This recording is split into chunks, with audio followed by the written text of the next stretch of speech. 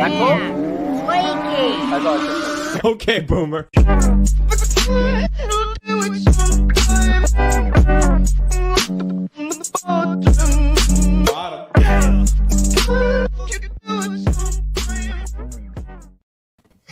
What's up, everybody? Nice. Welcome to another Boomer Council. We're all here to hang out and talk about some Star Wars. We got some stuff lined up today. Things, some different things. How are the boys doing? How you guys doing today? Doing awesome. It is like 70 and 80 degrees where I am now, so it is like I'm wearing a hoodie because like that 115 for 2 days changed me. Like, so I mean, just on the weather front, awesome. We've been starting to go through the OT again, and that's been super fun, man. Just like, can't beat it, dude. So good. Obsession, did you get punched in the nose? Oh, you know me. There's always something going on. Someone said Clearly. Ahsoka sucks, and he just is like, Pop. Straight to fists. I'm just, I always hit myself on stuff. I'm always working on something. I just had a bit of solder hit my nose. It's no big deal. Solder? What were you working on? ouch. Soldering upside down. On what? Water pipe? No. I was soldering some electrical cables. Oh, yeah. Was it forgive me. the iron I'm a or tradesman. the No, it was solder that hit you? Solder fell. Okay. It happens. That I mean, looks, yeah, I'm that does not look very comfortable. it's just recent. That's all. It's not one thing with me. It's another. I always hurt myself. It's all right. It happens. Gia, Hello what up, there, Australia? gentlemen. What's Yo, going on, guys? I gotta say, this is cool, man. Appreciate it. Seeing like, forgive me if not everybody's new, but I'm like seeing a lot of new names. This is awesome. Yeah. What's up, everybody? We got a This is cool. bunch of new people coming and hanging out, man. They're awesome. here for the boomers. Yeah. And that's what we are. Technically, I have, I think, 19 days left until I'm really a boomer. I'll hit 30. And then I'm going to start running into problems with my files on my computer. I'll be calling, my grandson, like, what's happening? You'll wake up at 5 oh wait, you already do that. You're good. Yeah, I do already do that, unfortunately. Yeah, you got to make it. You got to make it to the country kitchen buffet before 5 o'clock. That's when they have the, the special. Yeah, I forgot 2 about for that 1. place. But The place was sweet. anyway, yeah, we're here for Star Wars, right? That's what we do. That's what we talk about. That's why we're on YouTube. So I found a couple different things that I did want to talk about today. Obsession. We didn't really get a minute to talk before what was going on, but there has been 2 cool things I would say that have come from today. Starting off, I want to share this with you. I'm going to share my screen. Well, that's good because there's a couple of things that I caught today that we need to have discussions about also. And, Okay. I shaved my chin today, so Yeah, that's Nice. That's one of them. The Old Republic Twitch stream. Is that where you got that? What, just hold on. Just hold on. We got some stuff to talk about. All right. So first up, coming up in October, we are getting a new book, and this is off of StarWars.com. So this is not speculation. The artwork's done. It's beautiful. We're getting Secrets of the Sith. Now, this is a book written from the perspective of Darth Sidious, and he's going to tell us all kinds of secrets about the Sith and warriors and Sith sorcery and all kinds of stuff like that. And it's all written from the perspective of Palpatine. But I thought it was interesting when I was looking at the cover artwork. I thought it was kind of odd how they separated everybody. Now, you guys look at this and you tell me what you think, and if you think it's weird or if I'm just out of my mind. well, I mean, just in terms of the separation, obviously, it does seem like they're doing like a sequels, prequels kind of deal. That is interesting, and then it's interesting how many Clone War characters are in there. Right. We got Maul. But you can't really call him a Clone Wars character, but Ventress, Asajj and Savage. yeah, stoked to see Savage on there. By the way, yeah. But I think if they're going to dive into Sith lore more, what you have to include those Sith assassins. Those were not truly apprentices, like Assad, that were thought they were apprentices, but were just assassins. So you got, I think you got to include them in. Well, that. I mean that's Savage, right? Yeah, but Assad That's wasn't Savage. necessarily. Ventress wasn't necessarily an apprentice. She was Dooku's apprentice, I guess you could say, but she was She's never just an classified. assassin. That's She the was an same thing assassin. with Savage. Yeah, I think all the Ages were just assassins. Savage was actually Maul. Technically, I guess Maul's apprentice, right? Because he was trying to do his own thing, where Ventress was just a cog in the Palpatine wheel. But in the grand plan of the Sith, that's all they were. Even Savage, Asajj, Maul, even they're just cogs. Oh yeah, I mean, I feel like Maul is not so much a cog after the first. I feel like he's his own sort of master, or separated from completely after he got cut in half. And Savage being more his apprentice than, I guess Savage started as a Dooku assassin and then became Maul's apprentice. So I guess he's kind of got both sides of the coin. Right. And Yeah, he was definitely not treated that way by Palpatine when he found out. No, he got treated like a bitch. Yeah. Yes. But this now this came out during the Twitch stream today, right? Is that did you guys catch this on the Twitch stream? I just found that you're doing a man. I am. Not currently. But no, I just found that when I was looking around in news today, see what was going on, and it got released on StarWars.com, so I was checking it out. Yeah, I was watching at noon. I started gaming today, and I kind of didn't think when I started I was going to wait till 1, but I got bored. And the Old Republic Twitch site has had a full gaming stream. So I guess the Old Republic here I will, because this goes right into this. So the Old Republic did this today. Where are you? The Old Republic did this today, and I was getting there. but this is where I saw it. Is what I'm telling you guys. Jumping the gun. I didn't go to StarWars.com. I was watching this stream, and they started talking about the new stuff that they're getting done and what's coming in Star Wars. So I didn't even catch it on StarWars.com. That's where I caught it. Was on the Old Republic Twitch stream, because they were talking about games today.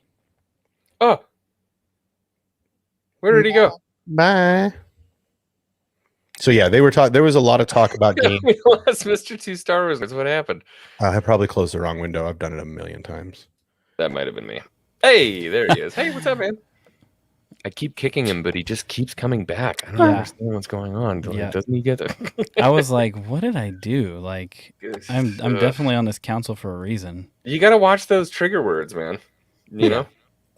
But yeah, today I shared something. This is interesting. I looked up, this author he's done a lot of stuff for like Marvel and Star Wars. You don't have to show the screen share, but he wrote something, The Secrets of the Jedi, which kind of gives us some, I've never looked at it before, but it could give us some insight for what this Secrets of the Sith Mark Simrak wrote that? Yeah. Oh, okay. Yeah, I was looking through some of the stuff that he was a part of, and he was actually a big part of Marvel Comics. Mm-hmm. So he worked on Avengers, Thor, Iron Man, Fantastic Four, Black Panther, Captain Marvel, Thunderbolts, Hulk, Sentinel, Agent X, a bunch of stuff. He was on the Marvel team from 1999 to 2003. So I think that's kind of really fitting for what they're doing. If they're going to be releasing a book that's kind of a book, but also a comic with a lot of artwork, I feel like that could go well. Yeah, I think so. I mean, we'll see. Mm-hmm. You never know. Yeah. No, yeah, for sure, man. Like, even when I'm looking at, it's just like the Amazon listing when I'm looking at this, it's interesting because the Jedi one, they go into like Old Republic and Jedi Masters and Knights. They do have a whole section on the Last Jedi, but then they go into like Force abilities, lightsabers. So it seems like it's more going to be just something that almost like a reference, like an encyclopedia kind of thing. Right. But it is. I'm just like, we were talking about this a little bit before. When new stuff is starting to come out, it gets me really excited, but then there's like a tinge of nervousness. There's always that like little bit of reservation that you have that like, please don't mess this up. Yeah. Please don't do something stupid. Mm-hmm. Please. What is the minimum age for boomer status? I'm 27. How much longer am I youthful? To be honest with you, boomer is a state of mind. It's not an age. Just like age, it's a number. It's not a number. It's a state of mind. Except it is, but that's okay. There is an age, but that's if you saw me trying to set up my YouTube, you'd be like, "Oh, that guy's a boomer for sure." Mm-hmm. Yeah. So that's that announcement was one thing. I mean, again, a graphic novelization about the Sith is cool. I think that leads into Acolyte. I think they're giving us this stuff to prepare us for what's coming. Some of these dark side shows, some of these Inquisitor. Well, there's a heavy focus on the Sith. Well, that's what I'm saying. I think that's because because the Acolyte show is coming out. They have to start preparing people and explaining things that they're going to show to the regs. The sweaties are already going to have that information because we've been following. Oh yeah, we already know. Right, but this kind of stuff is for us, but it's also more to educate the regs or to give us some data to show the regs to be like, no, you're dumb.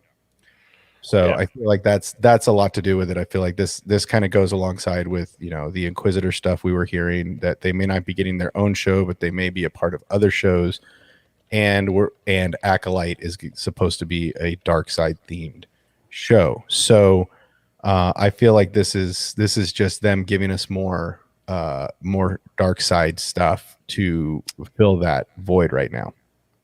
Right. Yeah, it definitely seems like they're starting to move towards the dark side stuff because maybe it's just me, but the Jedi stuff in the High Republic is maybe not working as well as they thought it was going to. And so they're going all in on the dark side stuff to really get everybody pumped for Acolyte, which is not even in production yet. I was doing some research today and I was thinking maybe they had a game plan and we were going to start to see some news here and there about Acolyte, which I'm actually really excited about. This is our first... I have a fan. That's probably just you. Come on. Yeah, it is. 90% that's you. Like that's my second profile. That's his wife in the other room. No, but... X-Wing. But I mean, it definitely seems like they're making a shift towards the dark side stuff. So, I mean, think about it. We have a book coming out, Secrets of the Sith, that's coming from Palpy. Beyond that, we have Star Wars: The Old Republic for the 10-year anniversary for that game. They're coming out with a huge update, Legacy of the Sith. So they're definitely pushing it there.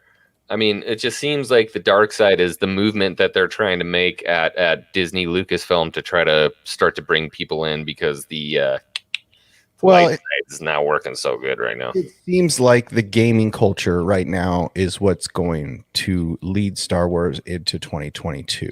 So you really, I don't think it's so much about light and dark. I just think it's about what's coming in 2022.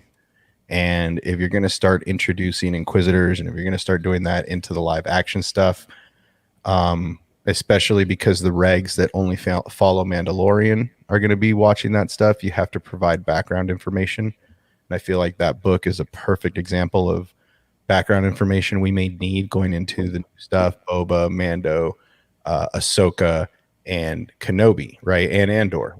I think they're setting us up with information for next year. But also the video games could potentially drive. So I hope I'm not jumping too far off topic, but this is something open forum, dude.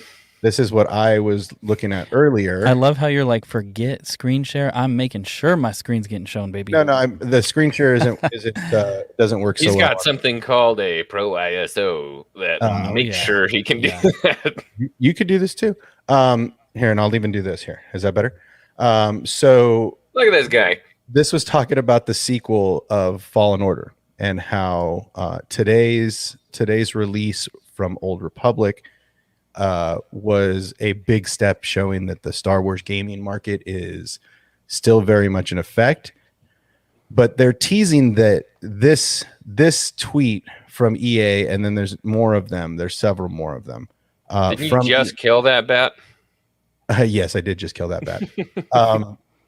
That potentially July 22nd at the EA Live event, that everybody is expecting Fallen Order 2 to be released because of all of the tweets that have been coming out, not just from EA, but from Respawn themselves, saying, even though a lot of people are saying that this is potentially just the new data packs for the upgraded consoles for the new console release, is what they're saying. Fallen Order 2 or Fallen Order on PS5 or Xbox, the new Xbox. So I feel like there's a lot of hype behind games right now, and this could be what's going to facilitate the next 6 months of Star Wars between Bad Batch and this. Yeah, a lot of stuff going on, man. It's kind of nice to see grumblings from the deep reaches. You know what I mean? This is stuff that's not making headlines, but like you said, Obsession, us sweaties, like, we see it. We're hearing this stuff. We're like, ooh, there's some stuff in progress. We got some things moving. I get excited about stuff like that. And especially because stuff like this leads up to Celebration. What are we going to get for Celebration? Stuff like this, where you see people at Respawn hiring, because there's so much stuff going on over there right now. Like, and there's a lot of talk about the people from the Avatar game coming over and working on the new Star Wars open world game. Here's this article, or here's this one. There's just another one. Like, just they're talking about PS5 and Xbox, the Series X, but really a lot of people are saying the reason they're hyping this like they did when Fallen Order came out initially is because that's what's on the horizon. Right. So we'll just have to see. But I mean, July 22nd, I think everybody should pay attention to the EA Live event. And then leading into I think I saw Theory's video, and I was reading another article that said that the animators or the game creators on the Avatar game are scheduled to come over to the Star Wars open world KOTOR game, but not until Avatar is complete. So they're saying that we may not. So is the new game the KOTOR game? Is the new open world game the KOTOR game? Did you just expose everything? I mean, that's been the grumblings for a long time, that they were going to work on a KOTOR open world, whether it's a similar game or it's completely new. It's been confirmed that they are doing the KOTOR remake. Right, but the Avatar people are not coming on until Avatar is done. Right. So they're not even going to start the new KOTOR until after Avatar is released, and I don't think Avatar is released until next year. So we may not get a KOTOR. Best case scenario, 2024, maybe early 2024. Maybe if we're lucky, yeah. Maybe. Yeah. I mean, I think we see Fallen Order 2 and some of these other games. I mean, officially, I don't think game companies can release new games until 2023 January anyway, because the exclusivity rights, that's when they end. Is in 23? Yeah, they didn't. They ended the contract this year, but the terms are until 2023. Is it fiscal or actual date? I think it's fiscal, so it'll be October of 22 going into 20. Yeah. I think is what. I'm cool with that. So yeah, first quarter of 23 would be the earliest we would get any new content from any new gaming, whether it's Respawn, whether it's BioWare, whether it's Rockstar. Whoever EA, whoever it is, EA is the only one that can come out with games in the next 2 years. Don't they have a developer? Maybe I missed a pieces. Don't they have a developer for the open world? They do have developers. They do have concept, but because and also aren't they releasing the new like Wii and mobile game before that? Is it an EA game or is it another game? No, it's the mobile is different. It's like It's, The I don't mobile want is to. different. I almost want to say Naughty Dog, but it's not Naughty Dog. Oh, it's who makes all the like chintzy mobile games? Zynga. Zynga. It's a Zynga game, and it's Yeah. called like Star Wars. That's a different That's I think they consider apps to be not games. But it's releasing on the Nintendo as well, Yeah, Oh. it's coming out. It's so like it will be a Switch mobile platform release. Yeah, But we So- don't like know anything about that. We don't know if it's just going to be like kind of a cheap. got a cool like, trailer. Hey, this is fun, or if it's going to be like intense. well, and that's the thing that I thought was weird, right? So they're going to release it on mobile, but it's also going on a Nintendo platform, so it's got to be Wait. a Is decently playable game. Is it going on the Switch or is it going on the Wii? Switch. Okay, Switch. then that's what I'm saying. I don't think they're counting those style of games as a big release like there would be like Fallen Order or bigger games. That's still, I mean, that's They still did a Republic major Commando. release, though. On Switch. Right, and they did Republic Commando And on 360 right? and PlayStation, and yeah, I mean, they did it everywhere. I don't I'm know. hoping that it's like a real-time strategy game. Like I want some more Star Wars RTS. I love those kind of like top-down real-time strategy. Like Yeah. that'd be cool, man. Have you done the mods for Empire at War? No. I almost play that daily, dude. They have Really? they have a mod for Empire at War where it makes it the Clone Wars, Oh. and you can jump in nice. Venator class and just have like a massive space battle over Coruscant. It's Yeah. kind of my thing. I just I get everything ready. I send in a bunch of Venators, and then I just put it in cinematic mode and drink beer for like an hour and just watch them. Just watch space battles. Whoever wins, wins. Whatever. It's a lot of fun.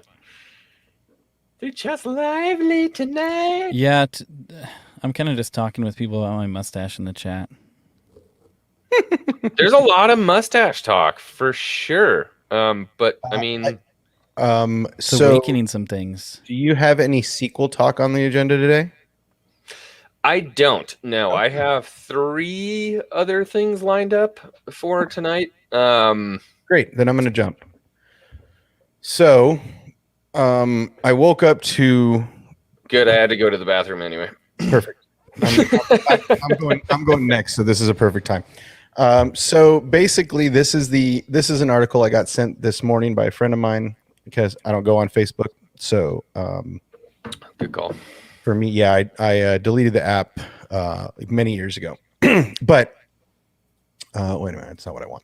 So they're talking about the sequel trilogy, and basically they're saying that Favreau and Filoni are going to retcon the sequels. That's what this article is talking about.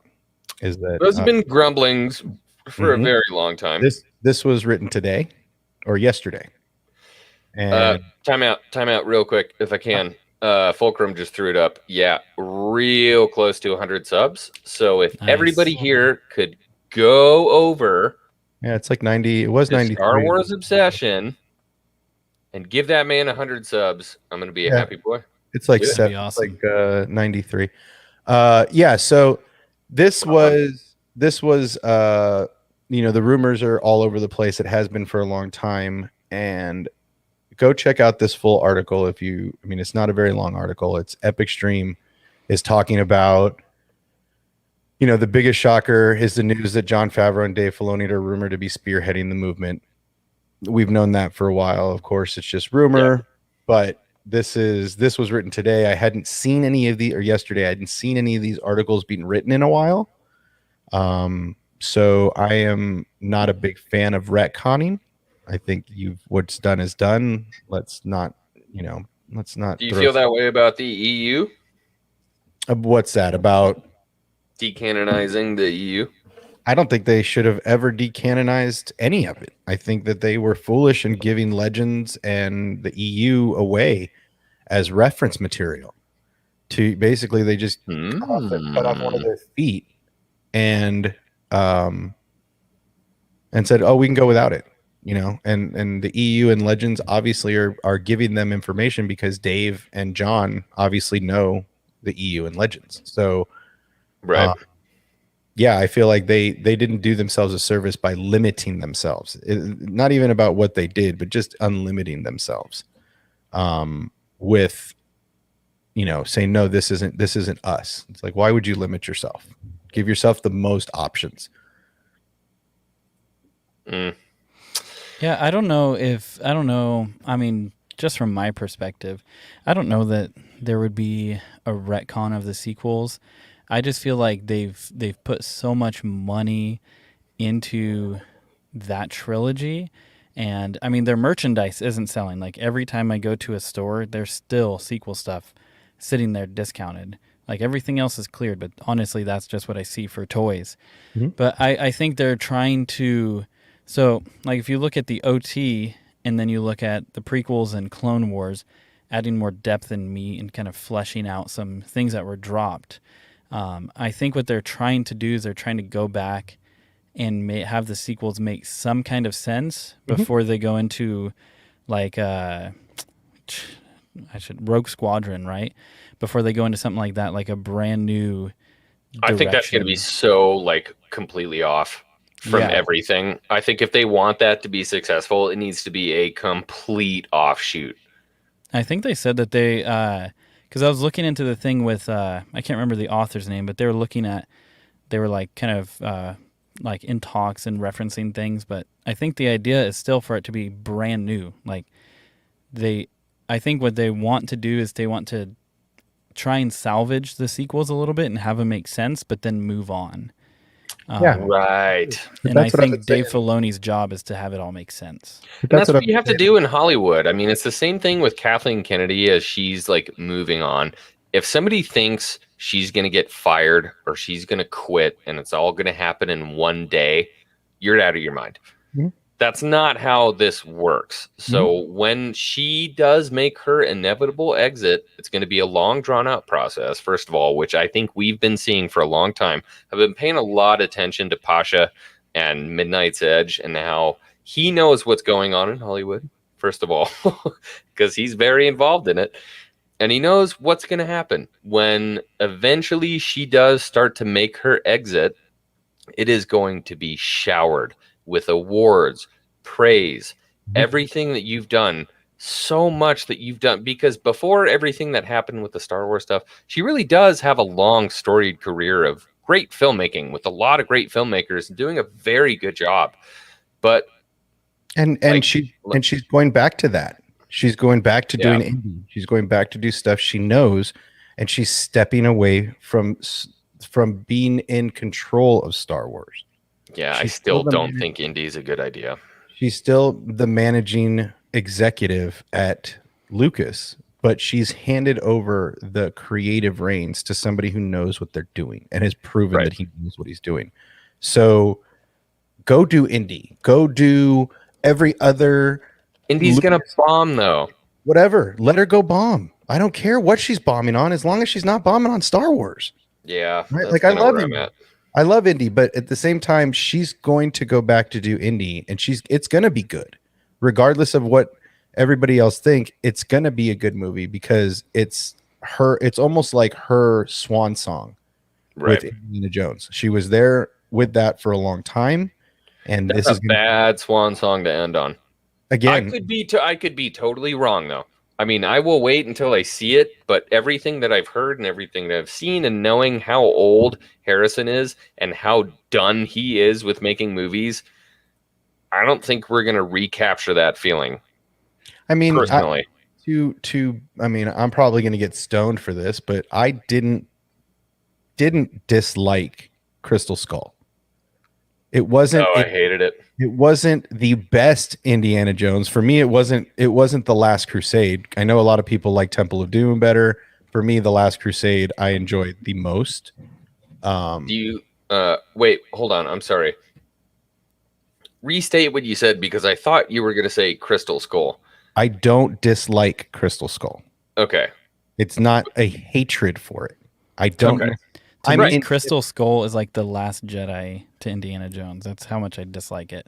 I feel like it's Force Awakens for me for Star Wars. I mean, okay, but if you put another actor instead of Shia LaBeouf there, is it an okay movie for you? if there's a realistic Indiana Jones successor in that movie, do you feel like it's a better movie?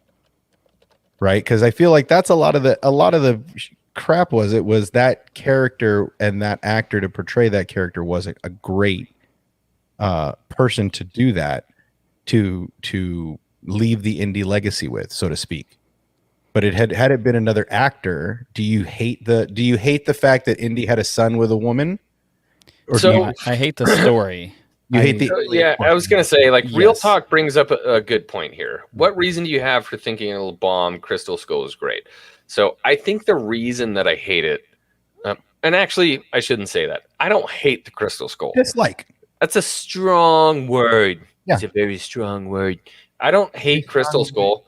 I think that the hard part for me is that I see an aging actor who doesn't really want to be a part of this anymore, but they're being pulled in, whether it be by money obligation or otherwise, and they feel like they have to be a part of it. And I don't feel the spirit. I didn't see and or feel the spirit from Indiana Jones that I did when he was a younger man.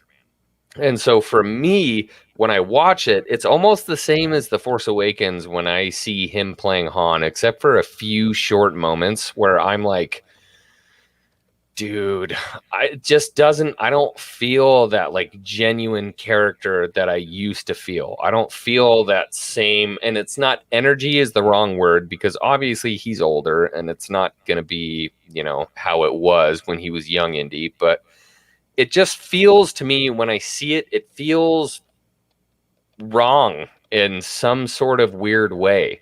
Almost it just like feels like forced. Yeah, that moment has passed. It's time to make a new story. We should honor the old, but we shouldn't force them to be a part of it, if that makes sense. For sure. I think honor the old by leaving it alone. Like, I don't know. Like, for me, Indiana Jones, like, I know, like, there's people who want more, but I would think, like, okay, if obviously there's a lot at play for what made the Indiana Jones trilogy like crazy successful, and it still holds up. Yeah. But like, I would say, like, I guess my gripe with Hollywood, and I know this is like getting like way off, but it's like I'm tired of IPs just being reused and replayed and rebooted. They're beating them like, to death. Make something new. Like, try something new, and if it fails, at least you can say we tried. As Right. opposed to you tried with something that's existing but and you make people mad. Don't they do that and then people get pissed off anyway? I mean, look at Solo, right? They make something different. Right? I would say brand new, like It's separate still from an IP. on the old IP though. I- Solo is still trying to milk that Solo character. Like, try something new.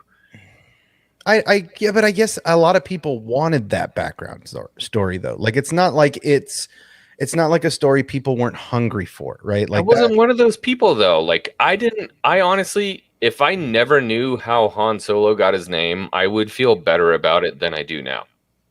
yeah, I do agree that the Solo name, okay, sure, that was a little bit of a blunder, if you want to call it that, but I don't dislike the Kira stuff because that's stuff that I had known about before. Kira was awesome, and she's made a lot of news these days saying that she wants to come back and do it. I don't dislike the Dryden Voss character and the Syndicate and the Crimson Dawn. I don't dislike that portion of that movie.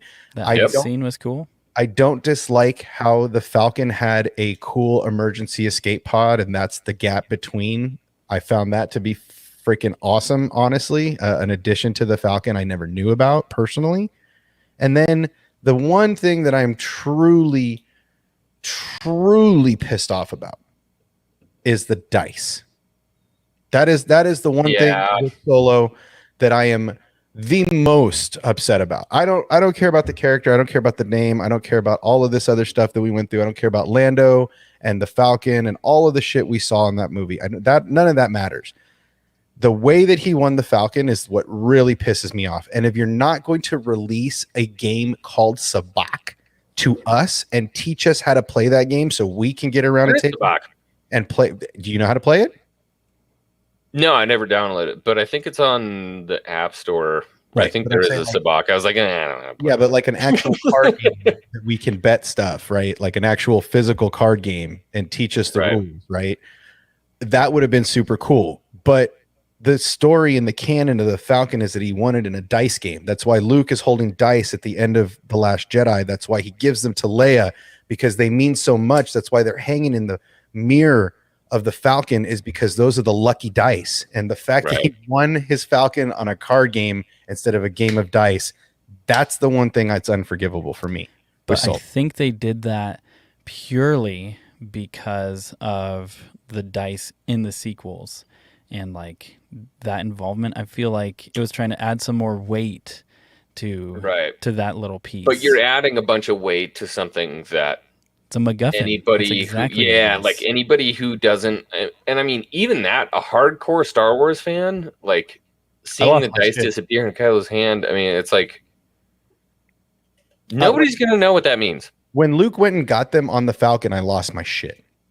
Yeah. When Luke goes onto the Falcon and goes into the cockpit and grabs those, and you see it later, like that got me, because that's what you would do to a homie's car, right? Right. You pick up the fuzzy dice. You'd pick up the fuzzy dice, or you'd pick up the thing, that the tassel or whatever it was on your homie's mirror when your homie died in his car, and you're sitting in his car the last time.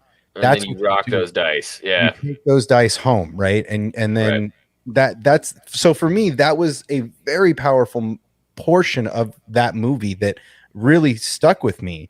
But the fact that they retconned that in Solo really pissed me off. So that's the thing too. Like, okay, you know, we're getting way too deep into sequels. There have been a bunch of I have to go back up because I really have to go to the bathroom. I'm not gonna lie. Go pee. You just need to get like a Home Depot bucket and buy yourself a toilet seat. Just like catheter myself and just like let it go, bro. I'm talking about pooping in a bucket. Don't be sticking things. You're a fabricator. Just build yourself a throne. I spend so much money at Home Depot. I can't find the chat again. Oh, here we go. All right, so Patty Jenkins. We're talking about the movie I'm most excited about, okay? I'm really excited for Rogue Squadron, and I felt some hope. Now, a lot of people have been talking Krizap about Acolyte and how she hired writers that don't know anything about Star Wars, and why would you do that, and blah, blah, blah. Okay, I get it. But have you seen the follow-up to that? No. Where the guy, if I'm remembering right, it was a guy who hadn't seen them, but now he's seen them all, and they're some of his favorite movies. So like, so it was like before, like he hadn't seen them, but now, like he's all about them. As soon as he found out Luke and Leia were brother and sister, he's like, "Bro, this is crazy." Wow! Wait, what? This is actually a really good story. He kissed her in the second movie. What the shit? What? Incest. So, anyways, this came out about Patty Jenkins, and when I heard there was going to be a Wonder Woman 3, I'm like, wow, okay. I guess we don't know what we're doing in Hollywood, because I still haven't seen Wonder Woman 2. I haven't seen Wonder Woman 1. Apparently, Wonder Woman 1 was awesome. Great movie, I thought. But Patty Jenkins is talking about making a Star Wars movie, and I'm like, okay, worried. But it's going to be X-Wings and TIE Fighters. Okay, I'm down with that. But then she came out and she started to say where she was getting her influences from. And this is when I started to get really excited. Okay. So she's pulling her influences from Stackpole, who wrote the original X-Wing novel. Mm-hmm. And then beyond that, she even referenced the video game, Rogue Squadron, and said, I'm pulling it from there.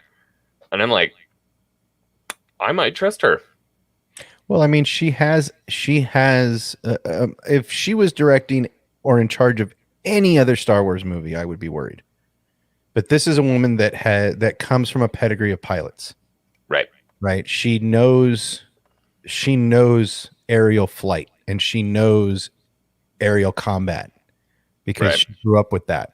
So if you're going to do a movie and have cockpit views and have dogfights from amazing That vantage excitement. points, who better than your family to talk to about situational awareness, right? The About stress. the stress, about the pressure, and about the feeling of relief when you fly out of a battle and you're still there, right? Like, Oh, don't say the word relief. I'll be right back. go, bro, go.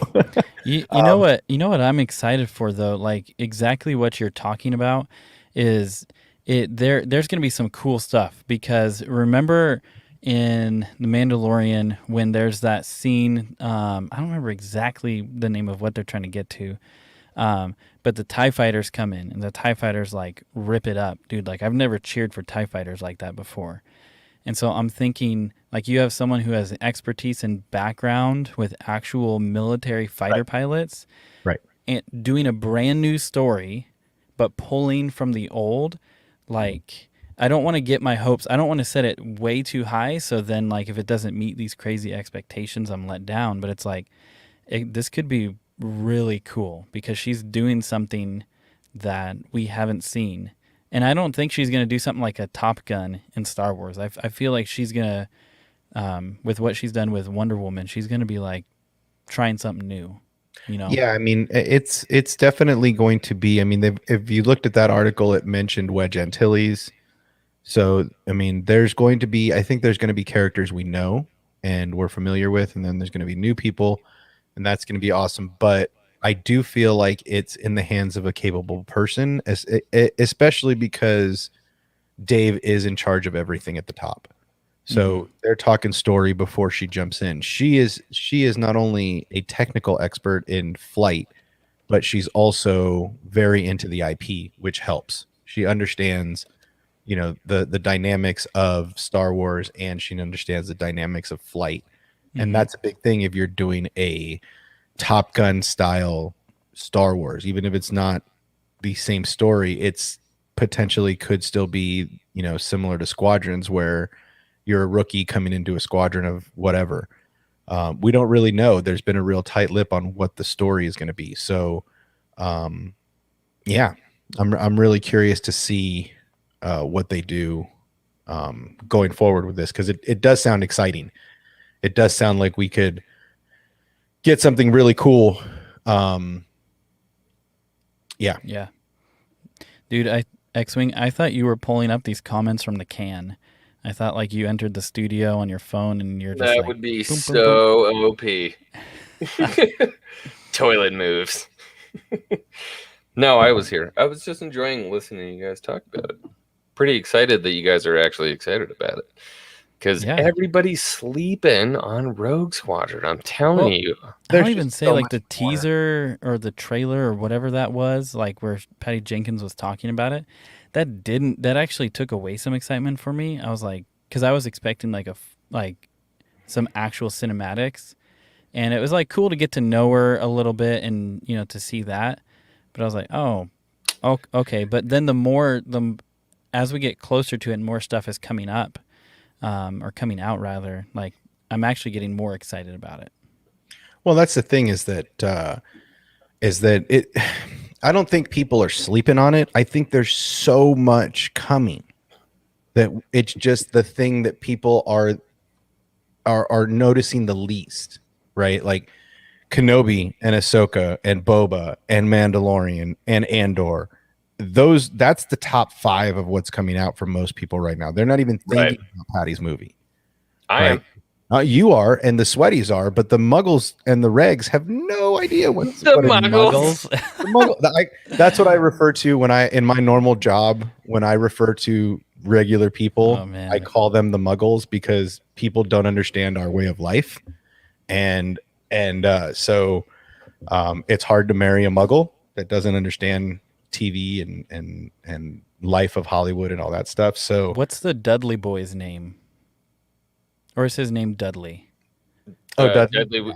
It is Dudley. What is their last name? They're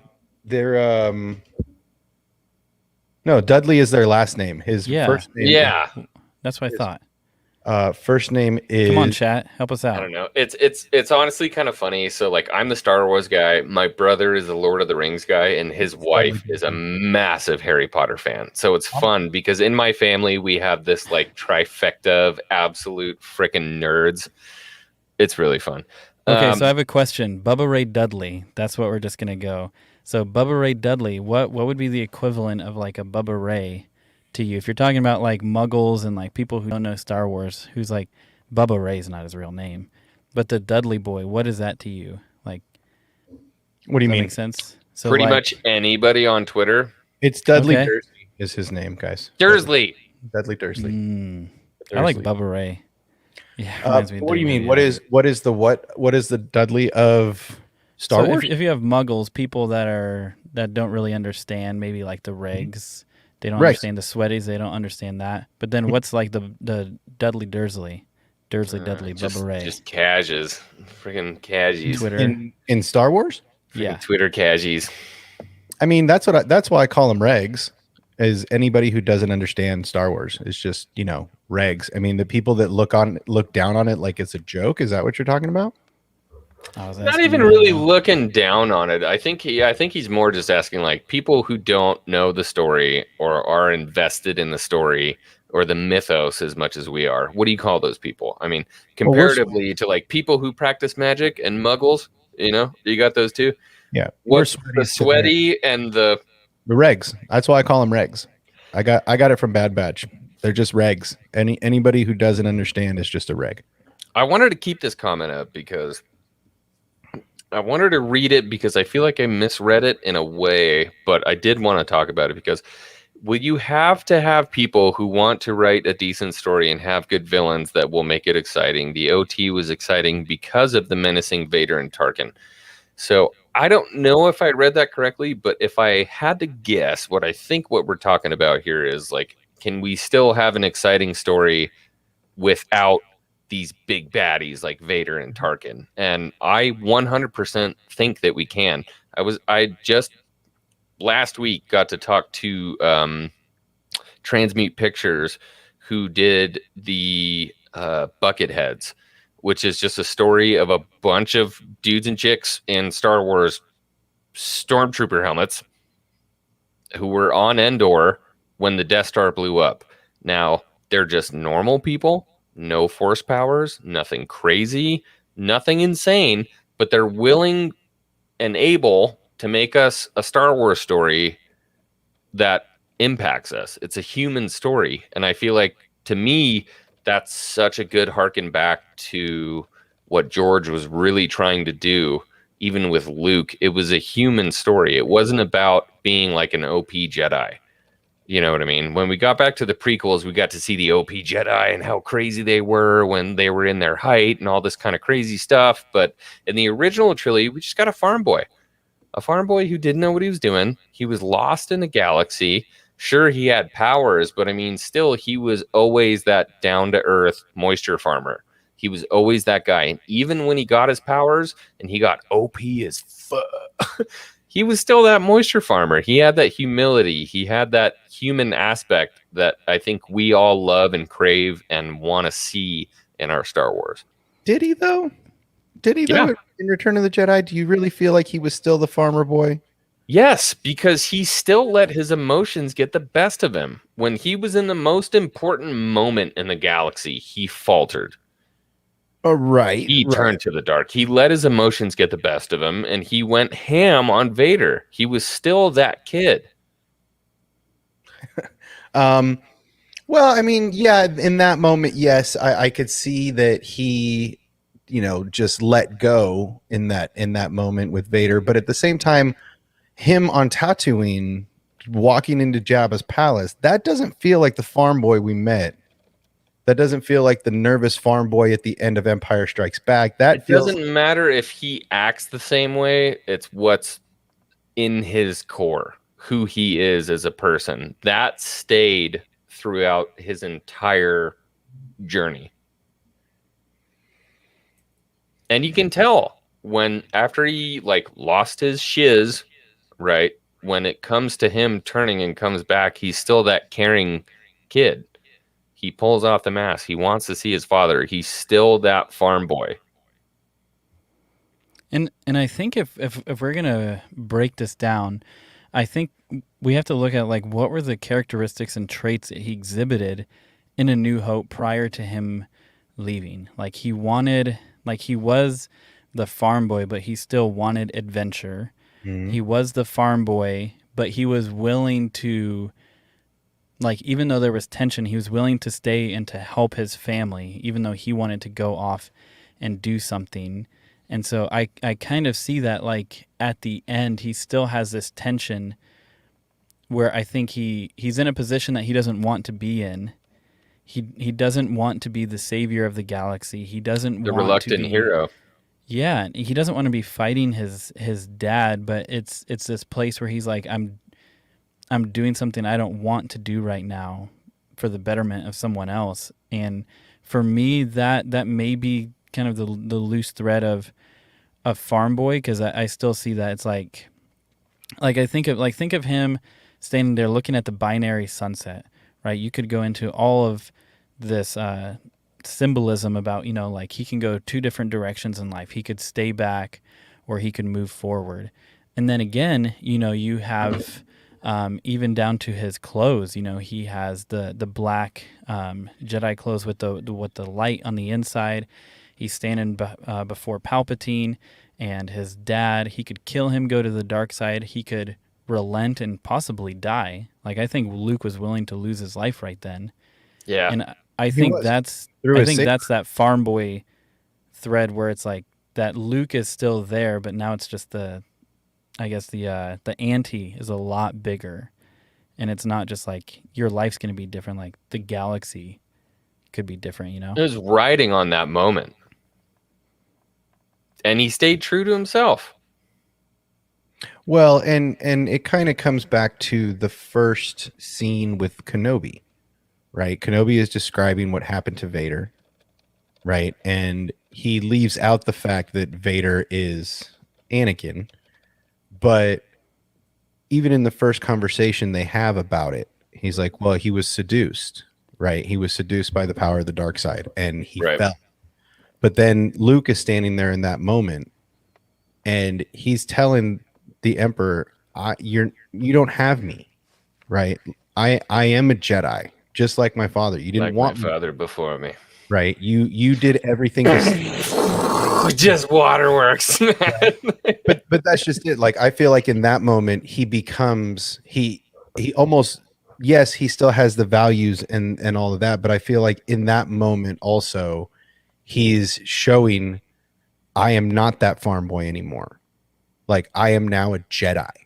I am now what my father was. I have passed. I left that person behind to become this. So Right.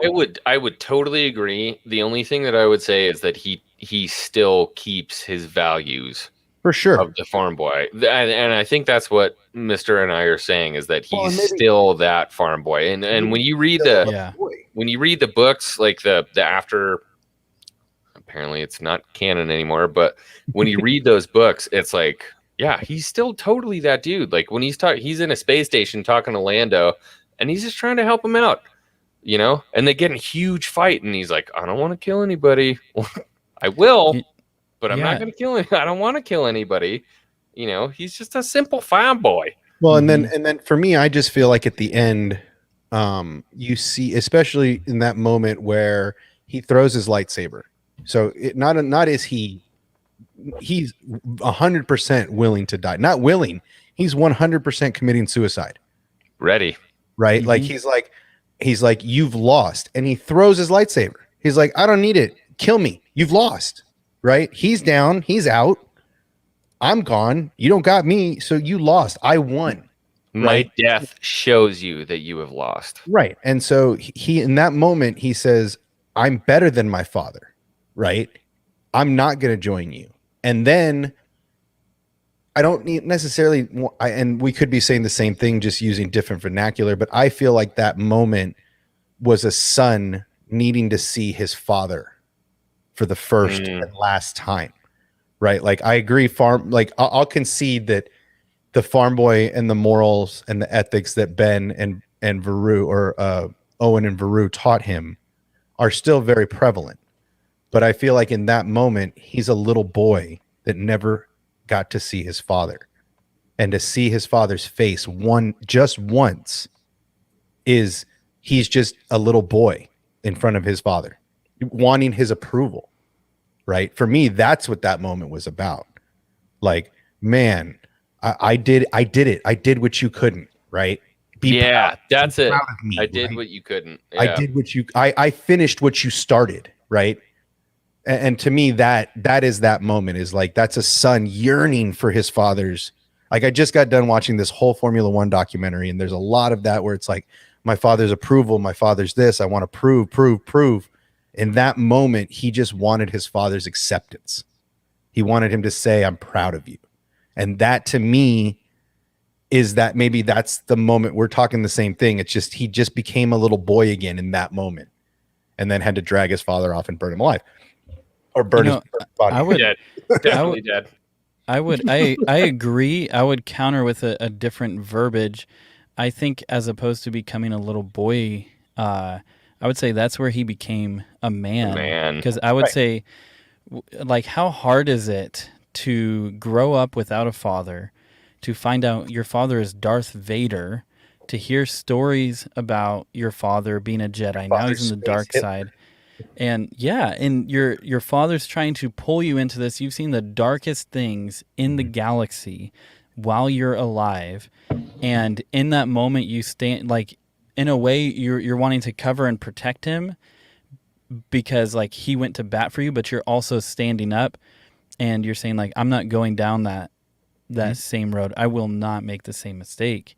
And I think it's that duality of he is like a son with his father. Like, that's what George always had it about, is that relationship. But then it's like he's also transitioning. Like, Charlie in chat loves talking about the hero's journey. Like, he is transitioning into manhood. He's transitioning into being a hero. And I think that's why when the mask comes off, like, Vader is redeemed, because, like, everything that we see leading up to that in that moment, it's like it's brought full circle. Because Luke, I mean, could you imagine if Luke went through with what he was gonna, like, what was being propositioned to him? Like, it'd be absolutely insane and dark. What darker thing than to kill your father? Yeah. Right. Like, what darker way than to solidify your allegiance than to kill your father? Well, and to me, it's like, same thing with Vader. I totally would have done it. I would have cut his head off. That's me. And the reason I say that is because I don't have the ability. Okay, I should roll that back. Let me walk back. Let's come back a little bit. The thing I think really that motivated Luke to stay the way he was, obviously he's the most in tune with the Force than anyone we've seen, right? I mean, I think when they speak of the prophecy of the chosen one, it's really Luke or it's Anakin.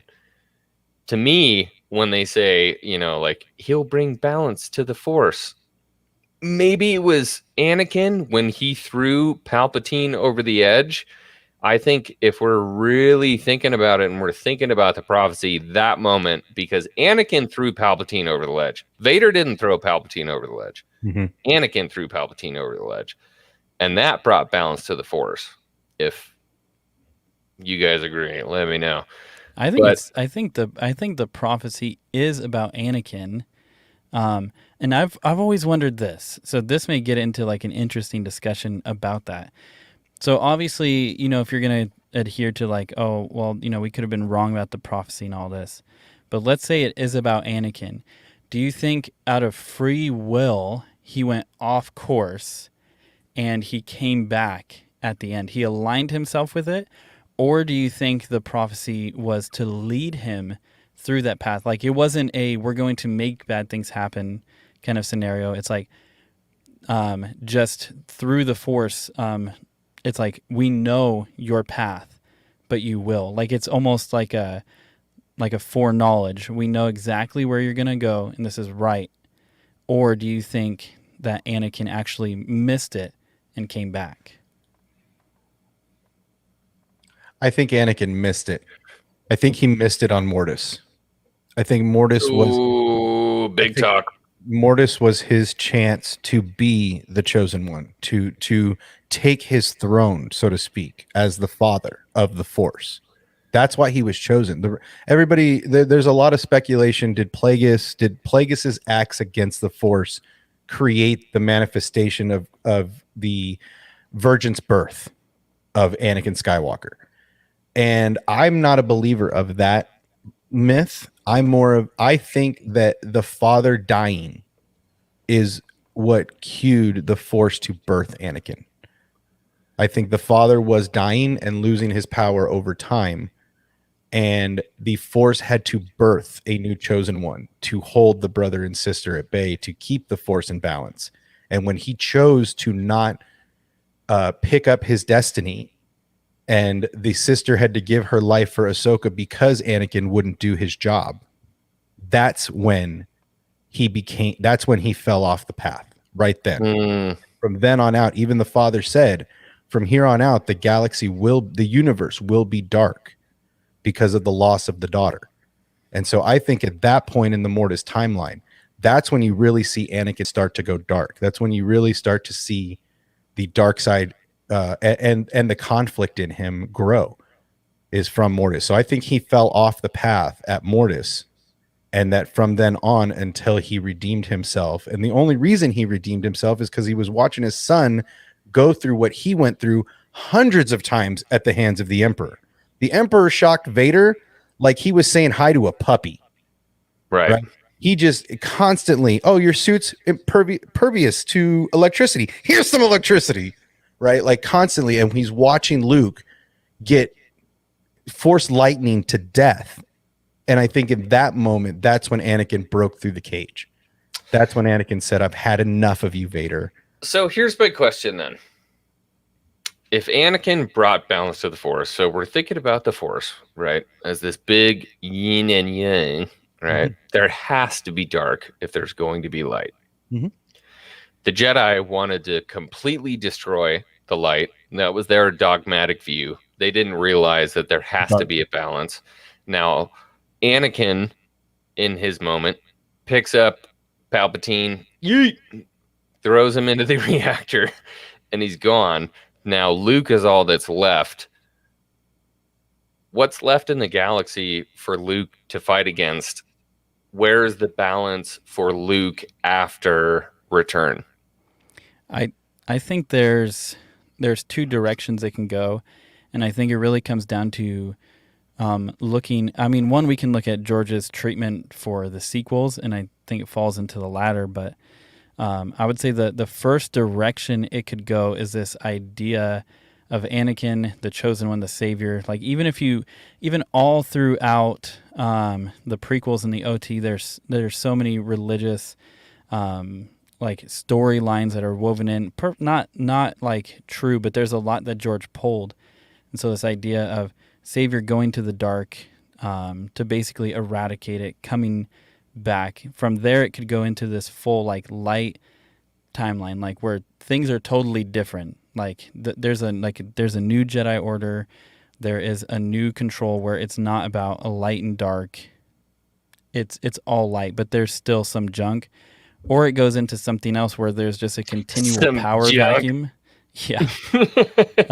Or there's a continual power vacuum to where, okay, you get rid of this and something else keeps coming, but then there's a legacy that needs to be carried out from Anakin, where it's like something, like it's not about councils and it's not about senates and all of this, and it's not about power, but there has to be something from Anakin's legacy that has to be continued on and carried. And I think that's a direction George more so wanted, was to move on from Anakin, but to have it be central to the change that we saw in him throughout the whole saga. So why do you think we didn't build on that? Money. The mouse. Greed, power, I don't know, man. It's a great, I mean, at the end of the day, you know, it's, I can't imagine because it could have gone one of two ways. If we're just gonna hypothesize for a moment, if you're thinking about the boardroom meetings that took place, it could have been painful. Been like, we know that this was what was given to us, but we want to do our own thing. And maybe it was that direction, or it could have been completely heinous, and it could have just been like, we never had any intention of doing this, Right. and we got it. So I think that's what's hard is there has been a lack of communication, and so we don't really know.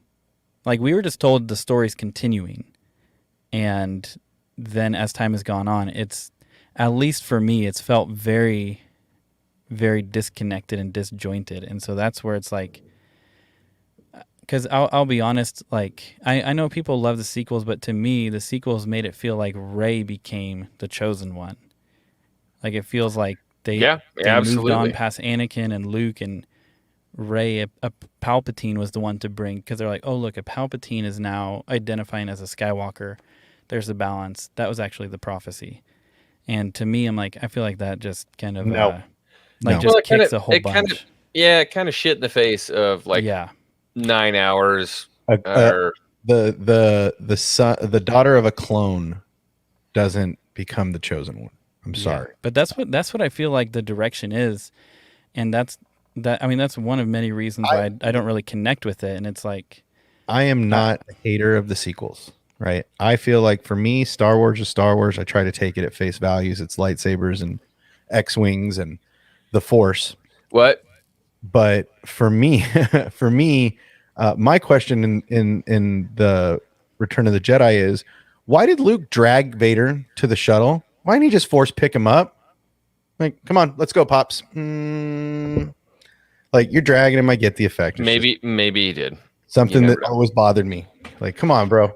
So to me, I go a little bit deeper. I've always been a fan of philosophy. My absolute favorite classes when I was in college was anthropology. I loved the studies of cultures and the different ways that people look at their deities and how they observe basically the living world. And I was listening to Cameron Pasha talk about Star Wars as a whole. And I think he hit it on the head, is that this is one of these stories that will live on through human history for a very, very long time. And when I was listening to him talk about it, I'm like, damn, you're really giving it a lot of credit. But by the time he was done talking, I'm like, you're right. This is basically on the same page as Iliad, the Odyssey, Homer. Like, this is something that is so important to humans. This is our mythology. We've taken it to the point where people are making careers about talking about it. Just like bards of the old day, we're telling the story of Luke Skywalker. It's so important to people that you can make a living about talking about it. Oh, there are people that are. It's that important. And so to me, when I see people try to retroactively come back and change the story, I see people come back and they try to change things about it. They say, it's not right for us. It's not right for our society. This isn't something that's good for us. It upsets me because this is tradition. And in a day and age where 10 seconds is basically a minute when it comes to media, we have well over 9 hours of beautiful storytelling they're really impactful moments. Every minute is a beautiful moment in Star Wars. And when people come back and they try to change that, they want to mess stuff up to fit today's society. That's the thing that ruins Star Wars for me. Yeah, and so much of what I think about, the more I'm, especially the OT 4, 5, and 6, watching those, I see, like, it's always about the relationships. Like, what's crazy about A New Hope, when you just watch that, like, there's no cliffhanger. When it ends, it is a complete story, but people came back because, like, they wanted more of the relationships. They wanted more of the characters. They wanted more, of, like, just the awesome visual effects and the crazy story. But I think at the core, part of why it was so successful past all the technological advances is there's a relational aspect where people can see themselves or parts of themselves in everybody. And just like what's happening right now in storytelling is so much is about, hey, look at that handsome dude. There's so much about Who that is? trying to just make, I don't know, just trying to, I don't know if agenda is the right word, but for lack of a better term, just trying to move with where culture is going, as opposed to like, let's look at some of the things that have plagued people from the beginning. Like you're looking at fear and jealousy and rage and love and honor and dishonor, family issues. So you're looking at all of these things through the lens of Star Wars.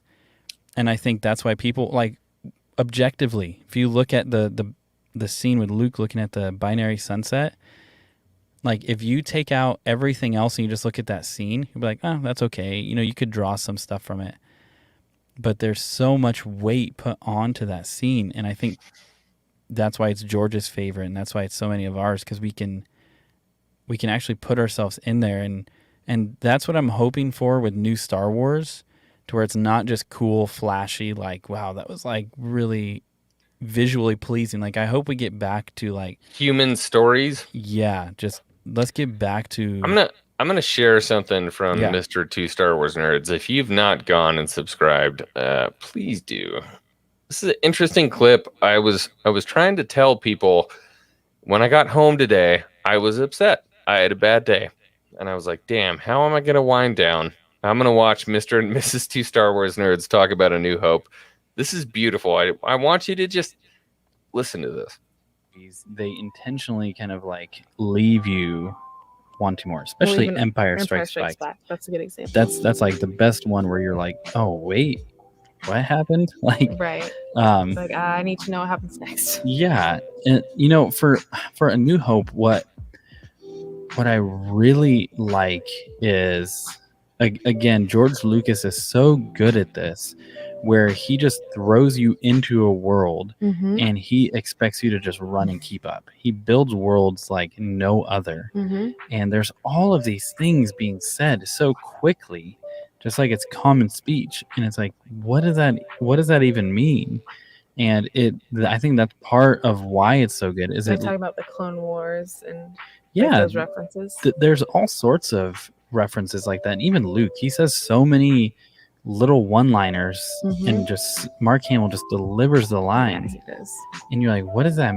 Hold up, what was that? And you want to know more. Right. You start asking questions. Yeah, and you realize that there's a whole world that is Mhm. existed, and that you're getting a glimpse into it. And for me, why that works is on two levels. One, you have this like massive, really this massive space opera where it's like you have like the rebellion and the empire, and you have star systems and massive ships. Everything's big in scale, but then it all just like funnels in on Luke Mm-hmm. and his friends and these few people surrounding him. And I love that the story can be so massive, but at the same time like so myopic and just Mm-hmm. pinpointed in its focus on Luke. And to me, that just works so well, because it gives me the sci-fi and the fantasy that I want, but then it also gives me the drama and Mm-hmm. the family and this hero's journey that we're Right. seeing. We get to see Luke grow, and yeah, and it's crazy that it came out. Does anything else need to be said? That handsome dude made a lot of good points, man. I mean, that guy made a lot of good points. So I was having a really bad day. I watched that. I'm like, fuck, this guy gets Star Wars. Yep. That's exactly what I like. If I wish I was that eloquent, honestly, you said the word myopic. Yeah. I don't know. I felt like when I was watching that, you captured the feeling that everybody who's a Star Wars fan is trying to push on other people.